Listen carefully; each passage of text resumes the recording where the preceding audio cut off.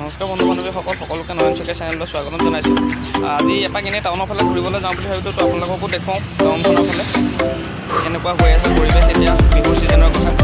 আৰু সকলোকে মোৰ ফালৰ পৰা স্বাগতম জনাইছোঁ আৰু